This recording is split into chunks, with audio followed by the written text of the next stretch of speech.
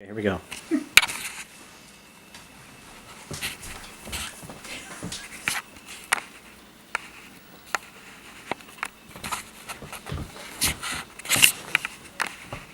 Well, thanks for everybody for coming.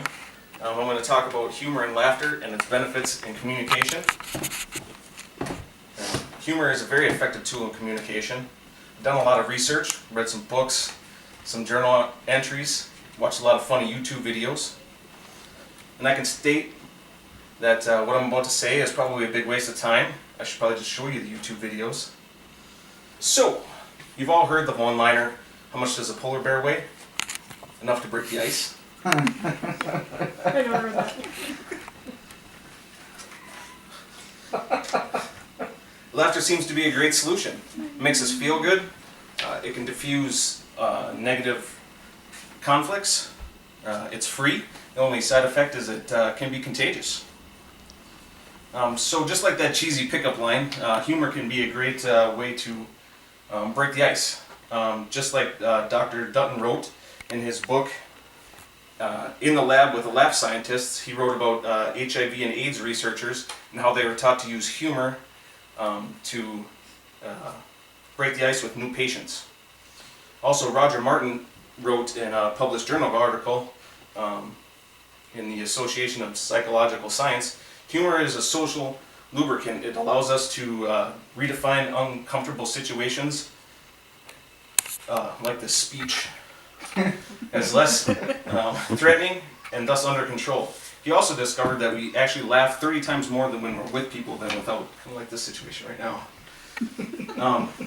Humor opens up our creative juices. I watched a video by John Cleese. He was actually the curator, one of the stars of Monty Python, and he wrote about creativity, and he explained that humor is the fastest way to go from the open to closed mode, or closed to open mode. Closed mode is a mode that most adults are in.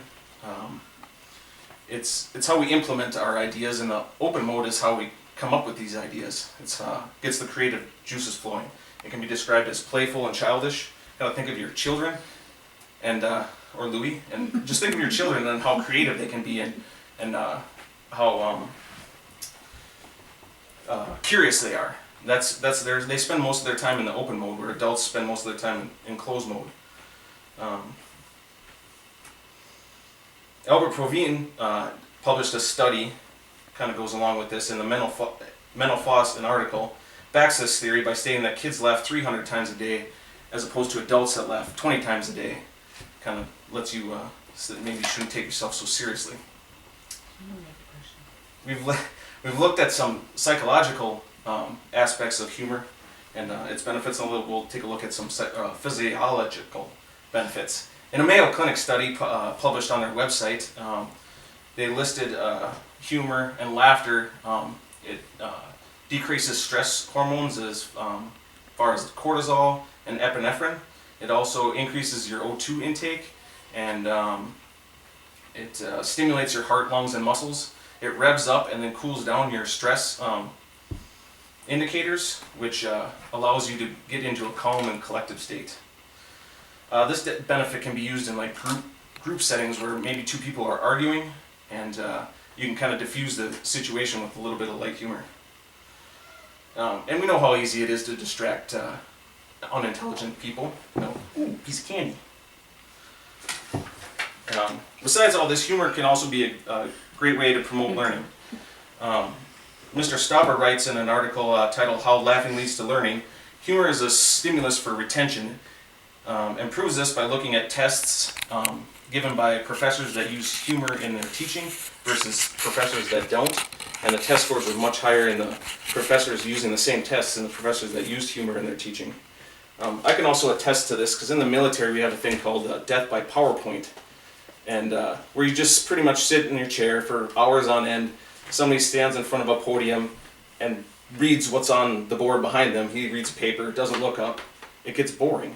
You don't retain anything. You actually get angry because you have to sit there and listen to this, and you start poking fun at him, and that's the only thing that you retain out of the whole 4 hours of presentations. True story. Roger Martin describes humor as a tragic event separated by time and space, or the better way to describe that is bad decisions lead to great stories and babies. In conclusion, I'll tell you a little story that hopefully I can wrap this up with and summarize everything. It's a story that I tell all my young troops that come into our shop. And I actually started telling the story as hopefully they wouldn't make mistakes like I did. But it actually, I found that it actually benefits us because we make a connection. I tell a memorable story with some humor in it. It's funny. And they remember that. And when they're going through basic and training and tech school, usually they come back and tell me a story of how they remembered the story that I told them when they get back. So the story goes, I was made it through basic and I was in tech school. And I had about a week left and decided I was going to get drunk. Sounded like the thing to do, only had a week left. So long story short, I made it into the back of a cop car. Now I felt a lot of stress and anxiety because I was handcuffed. I was in a strange place, Wichita Falls, Texas, not the greatest place in the world. In the back of a cop car, handcuffed. My first time ever being in that situation. And I could feel myself needing to puke. So I pounded on the window with my head. The cop opened up the door and asked me what was wrong. I said, I need to puke. He slammed the door in my face and said, don't puke in my cop car. Well, I took that as a challenge. So I filled his back seat with puke. So what I get out of this is I tell that story. Like I said, I told that story to hopefully they don't do the same mistakes I did when I was in tech school. But we actually connect. It's a good icebreaker with a new person, and yeah, and thank you for everybody. I appreciate it. Hopefully that was 6 to 8 minutes.